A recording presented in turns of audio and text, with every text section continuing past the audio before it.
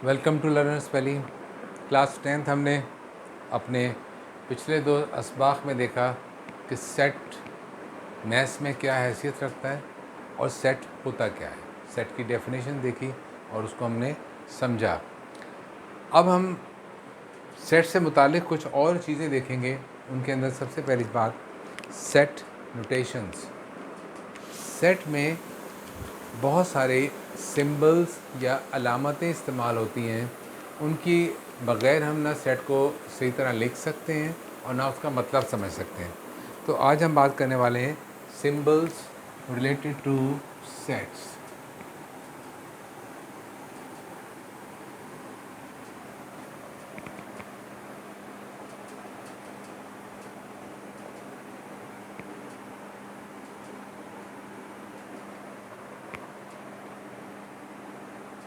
याद रखने की बात है कि जो सिंबल्स मैं बताऊंगा वो सिंबल्स सिर्फ सेट में इस्तेमाल नहीं होते। आपको मैथ्स में कई जगह पे वो सिंबल्स नज़र आएंगे, लेकिन उनका सेट में क्या मतलब होता है आज हम वो डिस्कस करेंगे।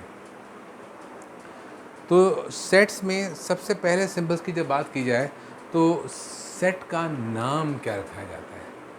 जैसे कि हमने टी सेट और डिनर सेट की बात की थी, तो यहाँ पे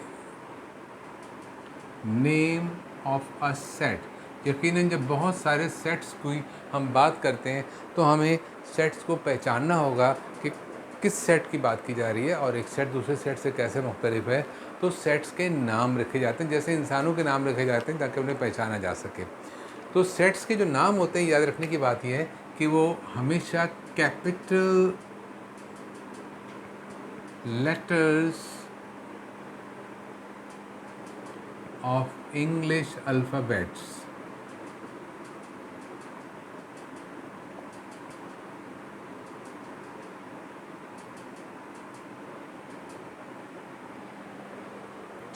कोई भी सेट हो उसका नाम आम तौर पे इंग्लिश अल्फ़ाबेट्स के कैपिटल लेटर की फॉर्म में लिखा जाता है। वो क्या होगा? सेट का नाम ए हो सकता है, बी हो सकता है, सी हो सकता है और जेड भी हो सकता है। जेड तक कोई भी अल्फ़ाबेट सेट के नाम में इस्तेमाल किया जा सकता है, लेकिन बुनियादी शर्त क्या है कि वो कैपिटल होना चाहिए, बड़े साइज़ में, बड़ा वाला। एक छोटा होता है, आपको पता होगा, जैसे कि ये ए बी सी, ये स्मॉल लेटर्स हैं, ये कैपिटल लेटर है। तो सेट के नाम में कैपिटल लेटर्स इस्तेमाल किए जाते हैं हमेशा। तो ये एक बुनियादी उसूल है। इसके अलावा हम और बहुत सारे सिंबल्स इस्तेमाल करते हैं सेट में। तो उसमें मैं सबसे पहले ब्रैकेट्स के बारे में बात करूँगा। मैथ्स के अंदर मुख्तलिफ़ टाइप के ब्रैकेट्स हम देखते हैं। एक ब्रैकेट ऐसे होते हैं, एक ब्रैकेट ऐसे होते हैं और इस तरह के ब्रैकेट भी होते हैं। एक और ब्रैकेट भी इस्तेमाल किया जाता है, लेकिन उसका सेट से कोई ताल्लुक़ नहीं है, मैं उसका नाम आपको बता दूंगा।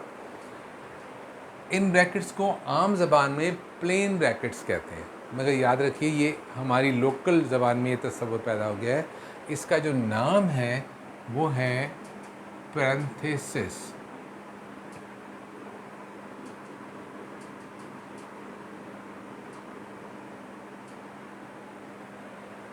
पैरेंथेसिस, जिसको हम प्लेन ब्रैकेट्स कहते हैं, जो कर्व ब्रैकेट्स होते हैं राउंड में, दे आर पैरेंथेसिस। ये जो ब्रैकेट हैं ये बड़े स्पेशल हैं। इनको बनाने की भी आपको काफ़ी मशक़ करनी पड़ेगी और तब आप इसको सही बना पाएंगे। ये ब्रैकेट जिनको आम लोकल ज़बान में कर्ली ब्रैकेट्स कहते हैं, लेकिन इनका जो सही नाम है वो है ब्रेसिस।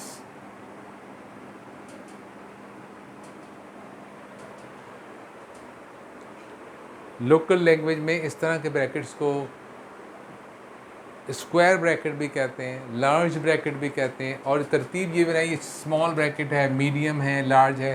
तो याद रखिए ब्रैकेट्स में ना कोई छोटा होता है ना कोई बड़ा होता है, कोई ज़ात पात नहीं होती।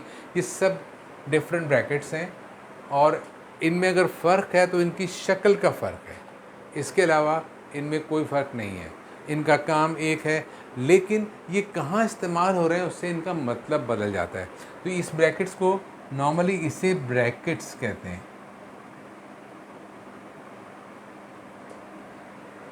सो ब्रैकेट्स की 3 शक्लें हमारे सामने, पैरेंथेसिस, ब्रेसेस एंड ब्रैकेट्स। एक अलजेब्रा में नॉर्मली आपने यकीनन देखा होगा, एक ब्रैकेट इस तरह का होता है जो नंबर्स के ऊपर एक लाइन लगा दी जाती है, जिसे कि बार ब्रैकेट कहते हैं आम ज़बान में। तो याद रखिएगा, इसका सही नाम है विनक्यूलम। विनकुलम, विनक्यूलम। वो कि इसका इस्तेमाल सेट में नहीं होता, सेट में एक मखसूस ब्रैकेट का इस्तेमाल किया जाता है। तो मैं इस तरफ हाईलाइट कर दूं आपको कि सेट में हम आम तौर पे सेट के लिए सिर्फ ये वाले ब्रैकेट इस्तेमाल करते हैं जिनको ब्रेसेस कहते हैं। सो रिमेंबर दैट ये सेट से रिलेटेड ये वाले ब्रेसेस है। ब्रेसेस को सेट में, दूसरे ब्रैकेट भी इस्तेमाल होते हैं लेकिन वो सेट से ताल्लुक़ ज़रूर रखते हैं, सेट में इस्तेमाल नहीं होते। सेट में सिर्फ यही वाले ब्रेसेस इस्तेमाल किए जाते हैं, ये ब्रैकेट्स की ये वाली टाइप।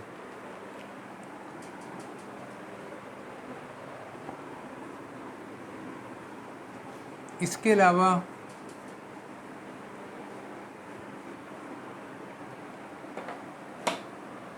जो सिंबल्स हम इस्तेमाल करते हैं वो हैं जो सेट में इस्तेमाल होते हैं। इसकी डिटेल्स अगर आपको जाननी है तो आपको क्लास 9th के लेसन्स देखने पड़ेंगे। क्लास 9th में लेसन 5, 6, 7, 8 ये लेसन नंबर्स और सिंबल से रिलेटेड हैं। क्लास 9th का पहला चैप्टर है नंबर्स से रिलेटेड, उसको देखिएगा। That is regarding real numbers and complex number. उस चैप्टर के अंदर नंबर्स की पूरी डिटेल्स मौजूद हैं। आप अगर नंबर्स को समझना चाहते हैं तो 9th क्लास के लेसन्स को देखिए। मैं मुख्तसरन यहाँ पे बताऊँगा कि सिंबल्स ऑफ नंबर्स क्या होते हैं जो कि सेट में भी इस्तेमाल होते हैं। उसमें सबसे पहला सिंबल है एन, कैपिटल एन, और ये इसका मतलब है नेचुरल नंबर्स। और नेचुरल नंबर्स क्या होते हैं? ये सिंपल गिनती है जो सबसे पहले इंसान ने इस्तेमाल की। 1, 2, 3, 4, 5, 6, 7, 8 and on and on and on, ये कभी ख़त्म नहीं होंगे। इम्पॉर्टेंट बात क्या है, नेचुरल नंबर्स 1 से स्टार्ट होते हैं, इसका सबसे छोटी वैल्यू 1 होती है। फिर उसके बाद में एक सिंबल आता है W, which stands for whole numbers.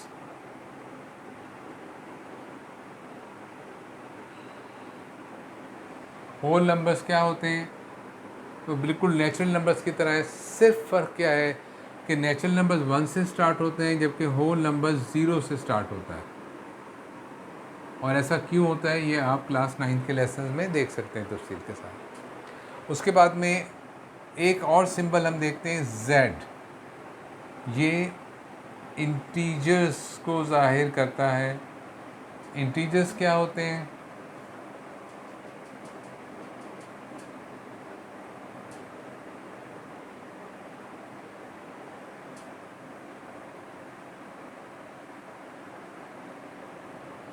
ये negative numbers and whole numbers के मिलने से बनते हैं। ये नेगेटिव नंबर्स हैं और ये होल नंबर्स हैं, इन दोनों को मिलाकर इंटीजर्स बनते हैं। इंटीजर्स का सिंबल बहुत अहम है, याद रखना, दैट इज़ Z। इसी सिलसिले को आगे बढ़ाते हैं।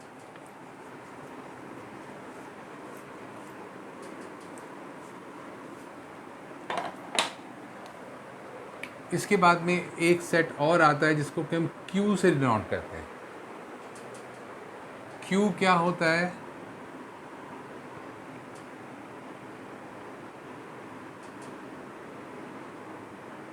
Rational numbers.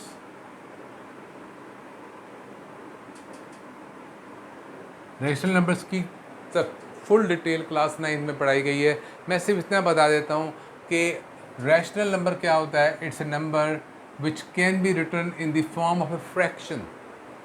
Fraction x upon y की शक्ल में लिखा जा सके। इसमें x जो है वो भी एक इंटीजर है, कोई भी इंटीजर हो सकता है, और y जो है वो भी कोई भी इंटीजर हो सकता है, लेकिन एक कंडीशन है, एक्सेप्ट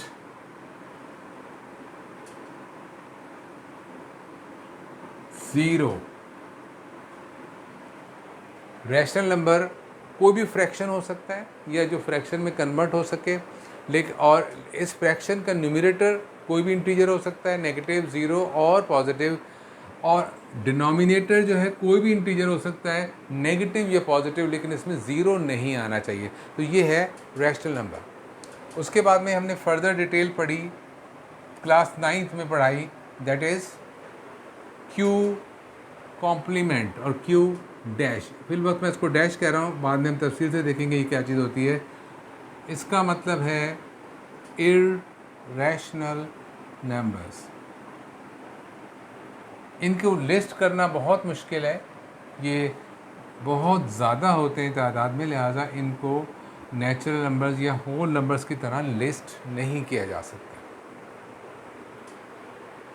फिर एक सेट आता है जो फाइनल अल्टीमेटली एक बहुत बड़ा सेट ऑफ नंबर है, जिसको आर से डिनोट करते हैं। हमें ये नोटेशंस को याद रखना है।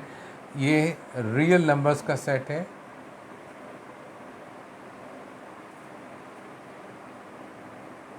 और रियल नंबर्स का सेट कैसे बना है तो याद रखिए, this is Q union Q complement या कॉम्प डैश। रैशनल नंबर्स और इरैशनल नंबर्स को मिला दिया गया तो एक बड़ा सेट बन गया जिसको रियल नंबर्स कहते हैं।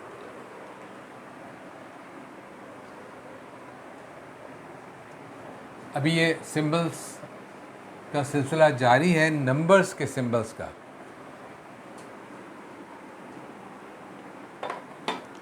इसके अलावा कुछ नंबर्स हमने भी बनाए हैं, उसके अंदर एक P है। P stands for prime numbers.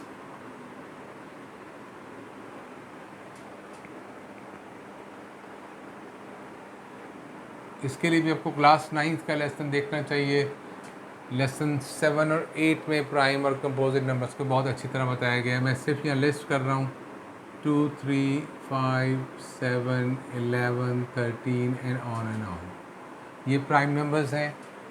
इस तरह से एक सेट सी से शो किया जाता है, दैट इज़ कंपोजिट नंबर्स।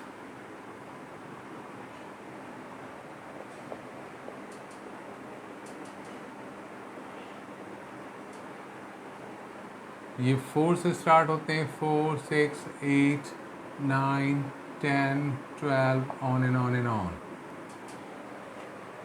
फिर एक नंबर्स को हम ई से डिनोट करते हैं, इसका मतलब है इवन नंबर्स। अहम बात याद रखने की ये है कि प्राइम और कंपोजिट नेचुरल नंबर्स से निकाले गए हैं, जबकि even and odd numbers integers से निकाले जाते हैं। ऑड नंबर्स को ओ से डिनोट किया जाता है। इवन नंबर्स क्या होते हैं? -4, -2, 0, 2, 4 एंड ऑन। ये इवन नंबर्स हैं जो 2 पर डिवाइड हो जाते हैं। जो 2 पर डिवाइड नहीं होते वो ऑड नंबर्स हैं, लेकिन इंटीजर्स में से लिए जाएंगे। So it's going to be -3, -1, +1 and 3 and on. These are odd numbers. तो ये भी नंबर्स के सिंबल्स हैं जो हमें याद होने चाहिए, क्योंकि ये सेट्स में इस्तेमाल होते हैं। सेट्स सिंबल्स की ज़बान में बोलता है। अब हम नंबर सिंबल्स को तो ख़त्म कर रहे हैं, अब हम जा रहे हैं सेट से रिलेटेड कुछ स्पेशल सिंबल्स जो कि सेट में ही इस्तेमाल होते हैं।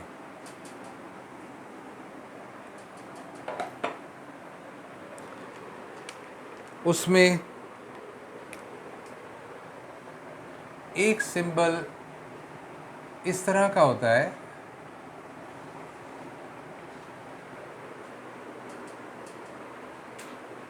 ये बेसिकली ग्रीक अल्फ़ाबेट है।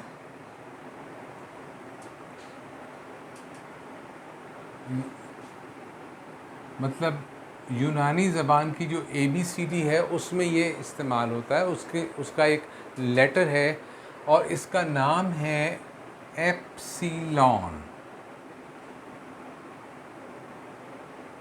अब इस सेट में क्यों इस्तेमाल होता है?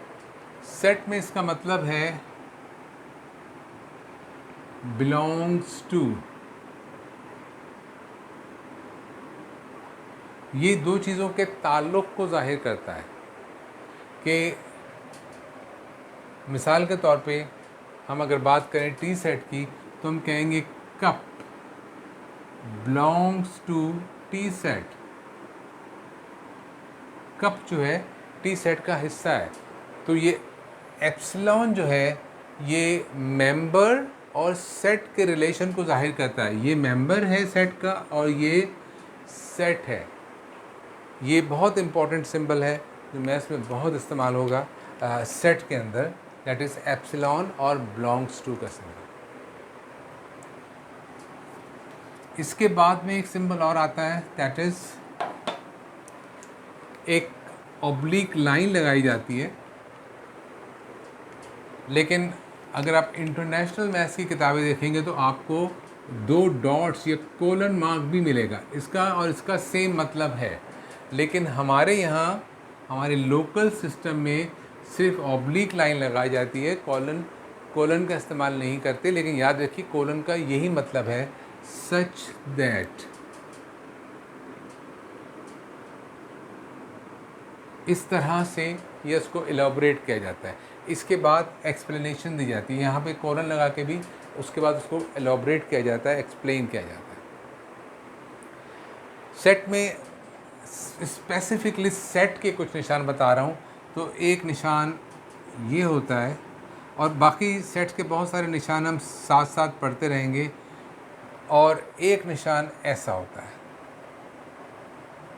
ये तो V की तरह है और ये इन्वर्टेड V है, उल्टा V है। याद रखें इसका मतलब होता है एंड और इसका मतलब होता है और। एंड और कैसे इस्तेमाल होते हैं? एंड का मतलब होता है इंक्लूड करना और का मतलब होता है एक्सक्लूड कर देना, खारिज कर देना। किस तरह से? मिसाल के तौर पे मैं आपसे कहूँ कि I need red and blue pen, तो फिर मैं जो बात कर रहा हूँ मैं दोनों चीज़ों को इंक्लूड कर रहा हूँ, रेड एंड ब्लू। तो मुझे ये दोनों पेन चाहिए, तो आपको दोनों पेन मुझे देने पड़ेंगे, इंक्लूड करना पड़ेगा रेड एंड ब्लू। लेकिन अगर मैं आपसे कहूँ कि मुझे रेड और ब्लू पेन दे, यानी कि चॉइस दे रहा हूँ, आप चाहे मुझे रेड दे दें या ब्लू दे दें, तो फिर मुझे दोनों पेन नहीं दिए जाएंगे, या तो मुझे ब्लू दिया जाएगा या रेड दिया जाएगा, दोनों सही होंगे। अगर रेड दे दिया जाए तो भी सही है, ब्लू दे दिया जाए तो भी सही है। और के अंदर चीज़ें एक्सक्लूड कर दी जाती हैं, आपके पास चॉइस बढ़ जाती है। लेकिन एंड में आपको इंक्लूड करना होता है हर चीज़ को जिनके दरमियान में एंड आता है। ये स्पेसिफिकली सेट में इस्तेमाल होने वाले निशान आते हैं। इसके अलावा कुछ निशान ऐसे हैं जो मैथ्स में इस्तेमाल होते हैं, लेकिन उनका इस्तेमाल सेट में भी किया जाता है। मैं मुख्तसरन आपको बता रहा हूँ जल्दी ताकि उन सिंबल्स आपको मालूम हो और हम उसमें एक निशान ऐसा है, ये जहन में रखिएगा कि ये निशान और एक निशान ऐसा भी होता है। ये निशान देखने में एक जैसे लग रहे हैं, लेकिन ये दोनों एक जैसे निशान नहीं हैं। बुनियादी फ़र्क क्या है कि इस निशान की ये लाइन भी टेढ़ी है, ये भी टेढ़ी है, जबकि इस लाइन की ये वाली लाइन जो है ये स्ट्रेट है, ये इसको हम कहेंगे ये हॉरिजॉन्टल है, जबकि ये लाइन ऑब्लिक है। ये निशान जो है ये मैथ्स में एंगल के लिए इस्तेमाल होता है। जबकि ये निशान जिसमें दोनों लाइनें ऑब्लिक हैं, ये इस्तेमाल होता है लेस देन के लिए। तो याद रखना है, जब हम ये निशान को बना रहे हों तो हमारी दोनों लाइनें ऑब्लिक होनी चाहिए। अगर एक लाइन सीधी हो जाएगी तो इसका मतलब मुख्तलिफ होगा। ये निशान करता क्या है? एंगल का निशान हमें सेट में इस्तेमाल नहीं करना है, हमें लेस देन का निशान इस्तेमाल करना है। ये एक रिलेशन को शो करता है। जैसे कि मैं कहता हूँ 3 इज़ लेस देन 5, कि 3 5 से छोटा है। तो ये निशान बता रहा है दो नंबर्स के रिलेशन को। इसी तरह से ये निशान इस्तेमाल होता है, इसका मतलब है ग्रेटर देन और मोर देन, ये भी कह सकते हैं, ज़्यादा।